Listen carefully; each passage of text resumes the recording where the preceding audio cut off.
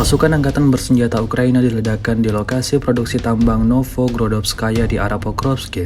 Rekamannya ramai beredar di media sosial Telegram pada Sabtu 26 Oktober 2024. Angkatan bersenjata Rusia kembali berulah menjalankan misi gilanya untuk merugikan kelompok militer Ukraina. Dapat dilihat dalam rekaman salah seorang prajurit Rusia dengan percaya diri bergerak maju ke posisi tentara Ukraina dan melemparkan sebuah bom mematikan. Alhasil seperti yang terlihat dalam rekaman, setelah prajurit Rusia tersebut menjauh, ledakan dahsyat terjadi dan tempat pelindungan tentara Ukraina runtuh seketika.